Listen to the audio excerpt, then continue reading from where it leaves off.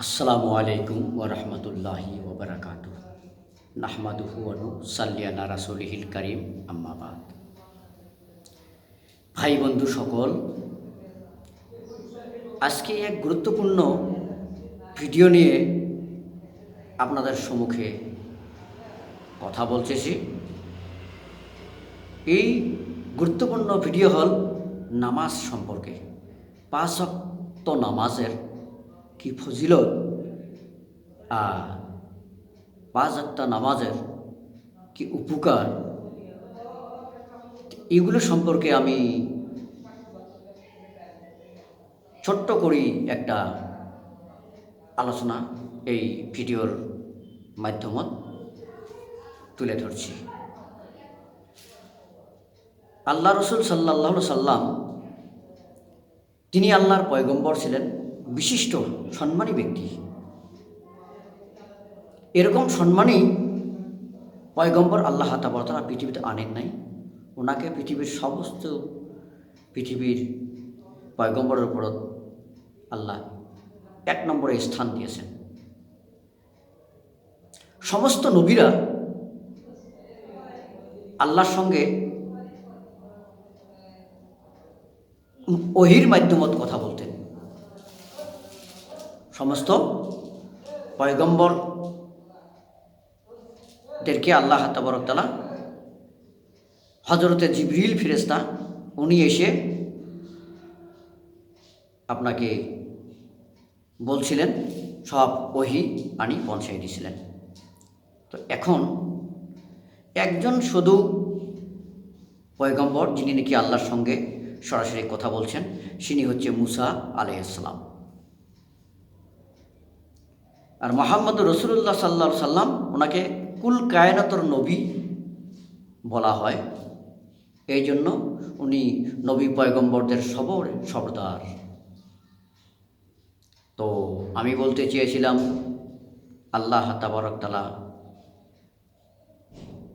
আল্লাহ রসুল সাল্লাল্লাহু আলাইহি ওয়াসাল্লামের কাছে হযরতে জিবরিল সাল্লাম সব কথা ওহীর মাধ্যমে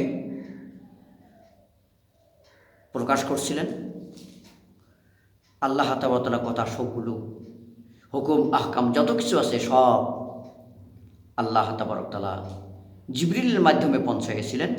কিন্তু এমন এক ইবাদত, সেটি আল্লাহ তাআলা নিজের বন্ধু, দোস্ত, পয়গম্বর, প্রেরিত রসুল, ওনাকে একদম মেরাজের দিনে এখান থেকে দাওয়াত করে নিয়ে যে আরশে আজিমের মধ্যে, ওখানে যে আল্লাহ তাআলা এই নামাজ আল্লাহ ডাইরেক্ট পয়গম্বর সাল্লাল্লাহু আলাইহি সাল্লাম অর্থাৎ মুহাম্মদ রাসূলুল্লাহ সাল্লামকে দান করছেন। সব কথা জিবরিলে ওহীর মাধ্যমে পৌঁছাইছেন ঠিকই, কিন্তু একটা ইবাদত, এই ইবাদত হলো নামাজ। এই নামাজটা মেরাজের সময় ওনাকে তলব করে নিয়ে যাওয়া, ওখানে দাওয়াত করে নিয়ে যাওয়া আরশে আজিমের মধ্যে, ওখানে আল্লাহ তাআলা নামাজ দান দিলেন মুহাম্মদ সাল্লাল্লাহু আলাইহি সাল্লাম। আল্লাহ স্বয়ং নিজে হাতে দান করছেন, নিজে হাতে দিয়েছেন, কোনো ফেরেশতা ও কোনো পয়গম্বরের সঙ্গে আনি দেওয়া হয়নি।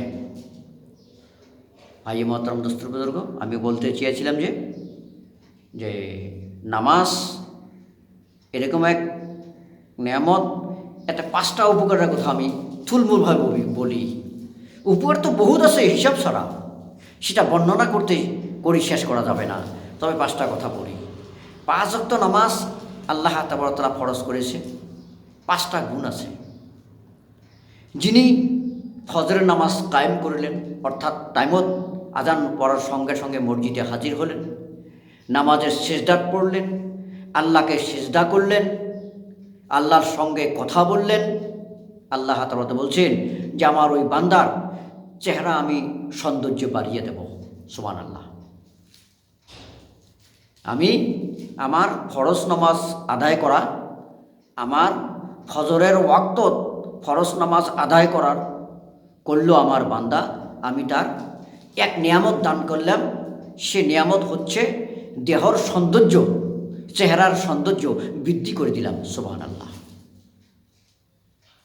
জহরের নামাজ, ফজরের পরে জহরের নামাজ এসে পড়ল। যে ব্যক্তি জহর নামাজ আদায় করল, আল্লাহ তাআলা বলছেন মানুষের রেজেকটা আমি ঠিক সময় মতে রেজেক আমি জহরের সময় দান করি।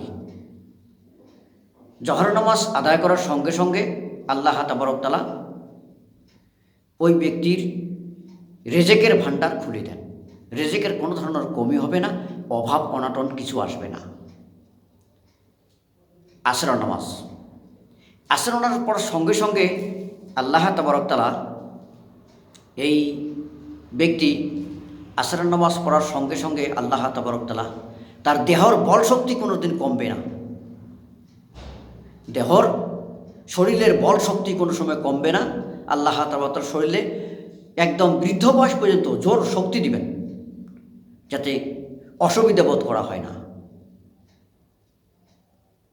আর যিনি ফজর পড়লেন না, সৌন্দর্য থাকি বঞ্চিত হইলেন, জহর পড়লেন না, রেজেক থাকি বঞ্চিত হলেন, আসরও পড়লেন না, শক্তি থাকি দুর্বল হয়ে গেলেন, শক্তি নেই।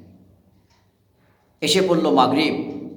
যখন মাগরিব নামাজ আরম্ভ হয়ে যায়, মাগরিবের যদি কোনো বান্দায় আদায় করে, মাগরিব নামাজ আদায় করার সঙ্গে সঙ্গে আল্লাহ তাআলা দিন ও দুনিয়ার ওনার যেগুলো ছেলেমেয়ে আছে, সন্তানাদি আছে, এগুলো ওনার দিন অর্থাৎ দুনিয়ার আখেরাত সব জায়গাতে কাজে লাগবে।